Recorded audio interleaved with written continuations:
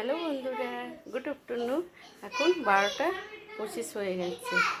তো টাইমটা ঠিকই বলেছি। আর আজকে আমি রান্না করিনি, আর করার মধ্যে আমি প্রথমে ভাতটা করেছি।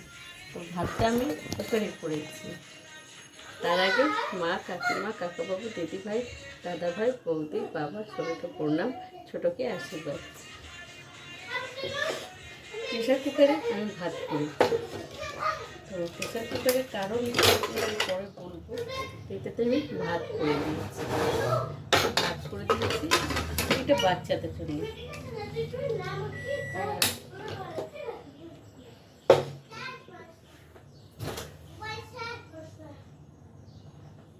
আজকে আমি বানানো চিকেনের রেসিপি দেখাচ্ছি।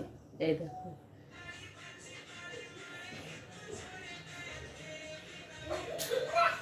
দেখতে পাচ্ছেন, ওটা চিকেন। সব গরম করছি।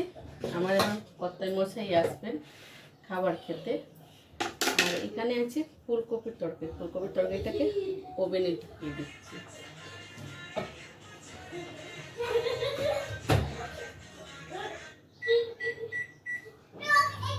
তরকারিটা হয়ে যাবে। আর থাকলো আর দেখাচ্ছি, আবার দেখাবো।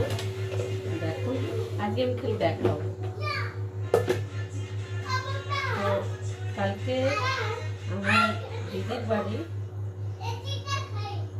বাচ্চার জন্মদিন ছিল। তো দিদি অনেকটা রান্না করেছিল। তো যার মধ্যে খেয়েছি, যার মধ্যে রেখেছি। তো খাওয়ার মধ্যে আমি চিকেনটা রাত্রিবেলা ব্যবহার করিনি, এখন ব্যবহার করি। লুচি দিয়েছিল। তো আমার মেয়ে আর ছেলে পোলাও খায় না, তো এক গাদা পোলাও দিয়েছে। জানি না এখন কী হবে।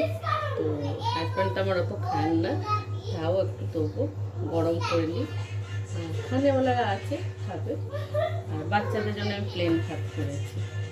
আজকে আমার রান্নাটা এই হলো।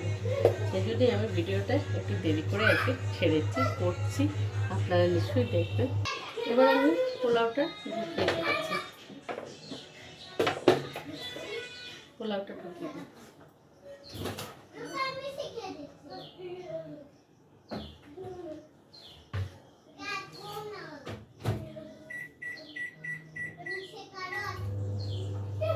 আর থাকলো ঘুগনি করেছি, কাবলি ছোলা আর পনির দিয়ে ঘুগনি করেছিল। তো ঘুগনি দিয়ে রাত্রিবেলা খাওয়া হয়েছিল।